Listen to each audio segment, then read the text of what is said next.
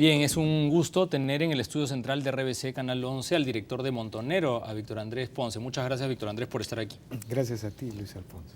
A ver, en primer lugar, antes de iniciar esta entrevista, yo quería rendir un homenaje a un gran colaborador del periodismo peruano y de Montonero en particular, a Víctor Robles, que se nos adelantó.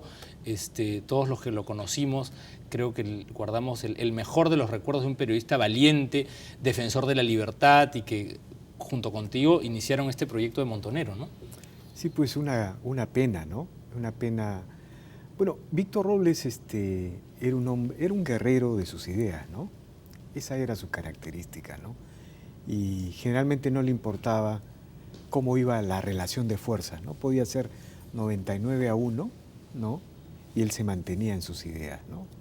Quizás eso es lo más rescatable que nos deja él, porque hubo un momento en que en el Perú, digamos, hay momentos en que en el Perú una idea llega a ser tan dominante que se vuelve una forma de intolerancia, ¿no?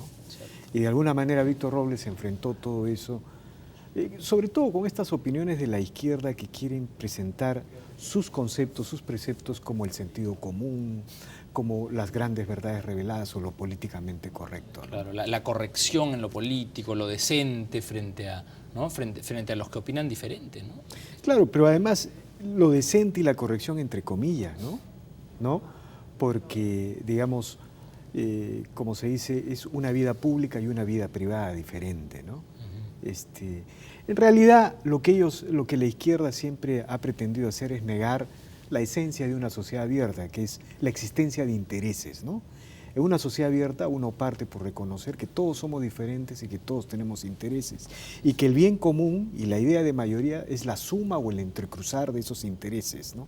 Entonces ellos vienen con la idea, dicen, no, nosotros representamos el bien común, representamos a las mayorías, en fin, y bueno, oponerse a eso cuando se impone en una sociedad es fuerte, ¿no? Es una lucha fuerte y Víctor Robles de alguna manera estaba inmerso en ese tipo de actitud, en esa aproximación. Sí, sí, no, yo recuerdo mucho sus programas, además en televisión, en Willax, donde siempre se mantuvo. Lo que hacía en el periodismo escrito lo trasladó también a la televisión. Era un placer, era un deleite, ¿no? Escucharlo, discutir y defender sus ideas. Así es que nada, desde aquí pues nuestro homenaje desde RBC Canal 11 también para Víctor y para Montonero, que es un proyecto interesantísimo. Yo siempre los leo, varios de mis amigos escriben ahí y te felicito. Creo que es una tribuna plural en donde hay muchas voces, ¿no? y muchas ideas, ¿no? en un país que requiere justamente la reflexión.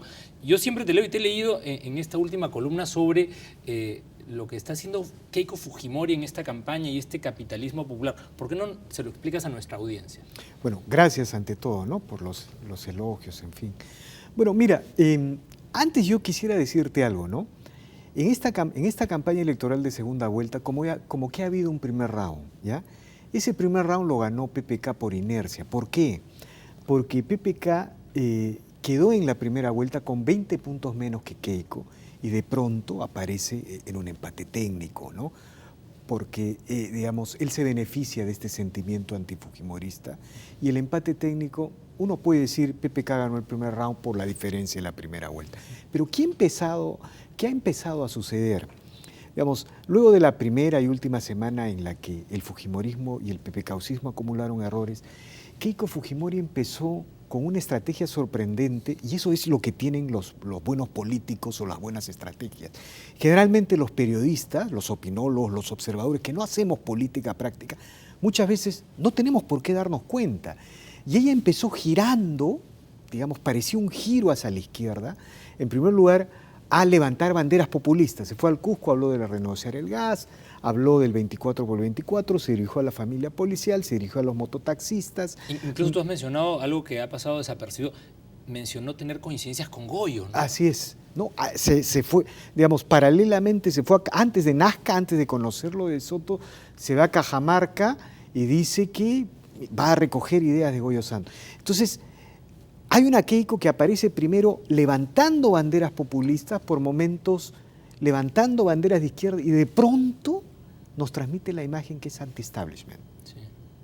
Entonces, que quiere romper con el statu quo, ¿no? Con el statu quo. Entonces, en ese momento uno dice, uy, esta elección supuestamente había sido, en la primera vuelta lo que había consagrado es el 70% a favor de propuestas pro mercado contra un 20% de Verónica Mendoza, ¿no?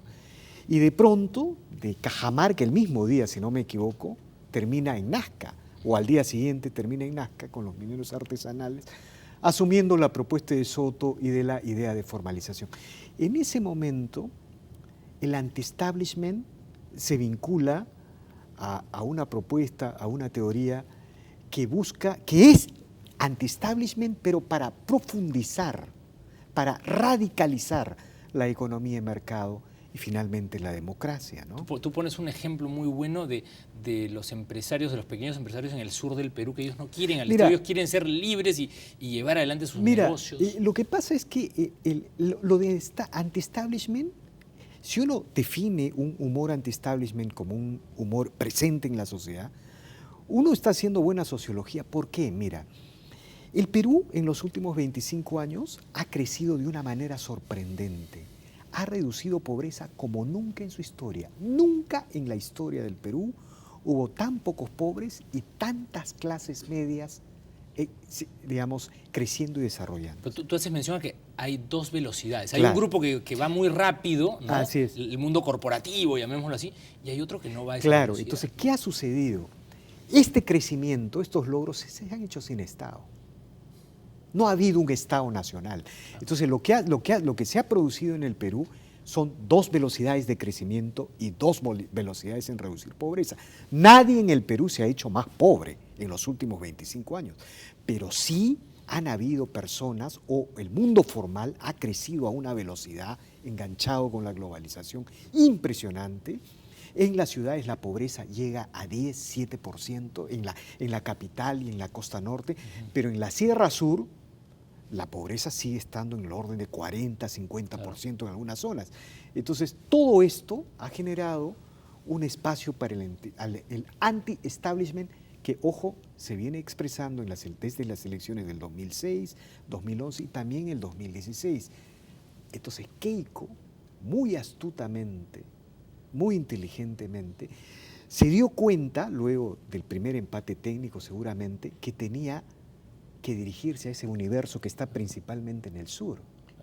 Entonces, ella definió, en primer lugar, que su estrategia iba a ser una estrategia social, que iba a buscar representar a los sectores D y E de Lima, de la costa norte, del oriente, y apunta con su discurso social, populista, a ganar el sector D del sur. Pero con Hernando de Soto lo que le está diciendo a las clases medias y a los sectores conservadores, este es un anti-establishment para construir más mercado, para afirmar más libertad económica.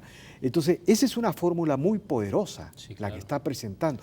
Y si ella se mueve en ese universo, y PPK no desarrolla una estrategia alternativa, bueno, está imponiendo las condiciones. Claro, porque con eso, digamos, el empresariado no va a hacer sino sumarse a lo que ella propone, y ella va a también captar a esos bolsones que son con los que se gana una elección presidencial, ¿no? Claro, mira, es una estrategia muy poderosa. Yo veo muy poderosa, digamos, es como cuando tú miras un campo de batalla, ¿no? Y al margen del número los ejércitos se alinean, ¿no? Sí.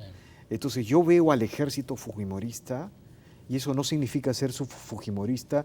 Bueno, finalmente un buen análisis tiene que ser esclavo de los hechos, ¿no? Entonces yo veo a un ejército fujimorista peleando el espacio anti-establishment y diciéndole al sector formal pro-establishment que si no se incorporan a esos sectores a una economía de mercado, a la democracia, bueno, el 2021 puede pasar cualquier cosa, ¿no? Sí, ahora, la señal de Hernando de Soto ha sido una señal, digamos, muy clara y muy contundente que refleja lo que tú señalas, ¿no? O sea, es un símbolo de lo que está proponiendo. Ahora, yo te pregunto, Víctor Andrés, así como ella propone la libertad en el terreno económico, ¿es conservadora en lo político? ¿Has visto lo que ha dicho respecto del matrimonio, digamos, homosexual y estas otras cosas? ¿Por qué siempre en el Perú tenemos esta dicotomía en donde el tema económico, digamos, va por un lado y el tema social y político por el otro? Mira, aunque te parezca mentira, aquí no es que yo sea antiizquierdista, en esta situación del conservadurismo de la mayoría electoral, el día de hoy la mayoría electoral no es solamente conservadora entre comillas, en términos económicos, en el sentido de que hay una mayoría que quiere mantener el modelo y hay un anti-establishment que es minoritario. Más o menos eso no sé. El electorado también es conservadora en los asuntos de los derechos civiles y los derechos de segunda y tercera generación. ¿Por qué? Porque la izquierda en la última década se ha dedicado a atacar a la jerarquía eclesial y ha convertido a la jerarquía eclesial en actor, en protagonistas de estos temas. Mira, antes de que la izquierda lanzara esta ofensiva contra la jerarquía eclesial, el mundo católico era ancho y ajeno en el Perú. Habían católicos de todo tipo. El día de hoy hay un catolicismo más militante, un catolicismo más conservador. Y, digamos, yo considero que ha habido un retroceso en la percepción de la gente con respecto a los derechos civiles de segunda y tercera generación. Yo soy liberal, apoyo esos derechos totalmente. Y de alguna manera los políticos que en estos momentos no están definiendo, digamos, lo que están definiendo es una elección, empiezan a ser parte de ese fenómeno, ¿no? Keiko Fujimori, muy astutamente con ese olfato de los políticos, sabe que el tema de los derechos civiles de segunda y tercera generación son temas del AB, pero muy del pequeño AB, claro, ¿no es cierto? De los barranquinos. Claro, de la mesocracia limeña y digamos, subordina ese tema, claro, ¿no? En el caso de PPK, tú te das cuenta, Carlos Brus, que es un ariete, un defensor de estos temas, está un poco, claro, un abanderado, está un poco relegado en estos temas, y el propio PPK también concediendo a la mayoría electoral. Entonces, lo que te quiero decir es que lo que pasa es que en el Perú, ¿sabes qué, Luis Alfonso? Los medios, el Perú oficial se ha desenganchado del Perú real, no solamente del Perú profundo, sino del Perú real de Lima y de la costa. Hay un quiebre, ¿ya? Entonces no nos damos cuenta que lo que a veces nosotros pensamos no necesariamente está en sintonía con las mayorías. Yo, por ejemplo, defiendo todos los derechos civiles sin restricción, pero me doy cuenta de la realidad del país, ¿no? Entonces, en un análisis objetivo de una estrategia de desarrollo electoral, no puedo ser principista sino mencionar los hechos que se están organizando, las mayorías y minorías que están... En eso Keiko, el equipo fujimorista, es más pragmático, digamos, tiene un mayor contacto con lo que está ocurriendo en la sociedad peruana porque entiende mejor el fenómeno. ¿Cómo te explicas tú que el equipo de Keiko esté obrando? Yo mostré al inicio del programa estos dos, digamos, la fotografía de PPK, ¿no?, bailando aquí en un show, ¿no?, del fin de semana, y a Keiko trabajando aquí con De Soto. Digamos, el impacto que esto genera en la opinión pública, digamos, para el que ve el periódico, ¿no?, es tremendo también. ¿Qué está pasando con los asesores? Yo creo que, y conocemos, además, algunos de los que están en el entorno tanto de Keiko como de PPK, imagino que esto es idea de Vicente Silva y de gente que está, digamos, en su entorno más cercano, mientras que en el caso de PPK, ¿cómo se explica estos desaciertos? Bueno, no sé qué decirte ahí, ¿no? Yo sé que Keiko ha traído asesores franceses, consultores, en fin, no lo sé, ¿ya? Lo único que te puedo describir es los hechos, tal como se están moviendo los ejércitos, ¿no? Claro. Entonces, mira, yo veo a una Keiko Fujimori más conectada con los dos países, claro, ¿ya? Porque en el Perú hay dos países, pues eso es lo que pasó el 2006, el 2011, y también casi pasa el 2016, porque si Verónica no pasó a la segunda vuelta es por un pelo, ¿no es cierto? Sí. ¿No? Esto hubiera sido diferente, por un pelo no ha sido diferente. Entonces no debemos cantar victoria. Lo que yo veo es una Keiko conectando, digamos, comunicándose esos dos países. Y en esta parte de la campaña, ella ha decidido priorizar el anti-establishment, que es su talón de Aquiles, porque sabe que el establishment está con ella o va a estar con ella, o es muy fácil que esté con ella. Entonces, ese es el tipo de estrategia que está desarrollando Keiko y, bueno, nada está definido. O sea, siempre hay que decir, a 4 semanas de una elección, nada está definido. El fujimorismo puede cometer un grave error, pero el PPK-usismo, el PPK, tiene el deber, la obligación de reajustar su estrategia y un poco dejar de pretender hacer actos escénicos sin un diagnóstico y una proyección política de una estrategia. Está faltando política en PPK y empieza a haber mucha política en el fujimorismo. Es verdad, sí. Eso es un poco lo que tú has resumido, es lo que se ve, el que está ocurriendo en estas últimas semanas, y hay quienes hablan incluso de un Kuczynski ausente de la campaña, o sea, sin discurso, sin esa fuerza que le está metiendo, digamos, su principal rival, ¿no? Sí, claro, mira, lo que PPK debería hacer, a mi entender, es, digamos, él no puede competir con el vértigo y el frenesí que Keiko le pone a una campaña. Keiko estuvo en un día en 3 departamentos, ¿no? Entonces es un frenesí y un vértigo que corresponde a una joven o un joven de 40, 45 años. PPK es una persona mayor y por momentos pareciera que en la estrategia de Keiko hay la intención de dejar eso en claro, sin decirlo, sin expresarlo, sin hacerlo explícito. ¿Cómo PPK debe enfrentar esto? En primer lugar, mostrando un equipo sólido, un equipo, una escuadra.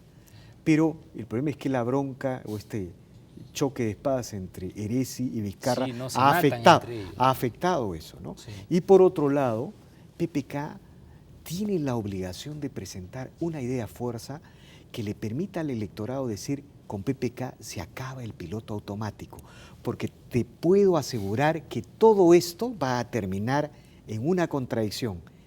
Quienes quieren el piloto automático para que podría permitir el regreso de Santos, o quienes quieren evitar el piloto automático para que no regrese Santos o Verónica. Que requiere un cambio. Oye, Víctor Andrés, muchas gracias por venir al canal.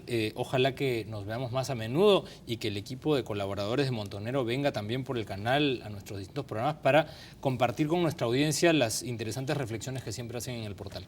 Gracias. Bien, amigos, ha sido Víctor Andrés Ponce, director de El Montonero. Nosotros vamos a hacer una pausa, vienen las noticias con Yanina e inmediatamente después Ditel Columbus nos acompañará aquí en el estudio. No se vayan.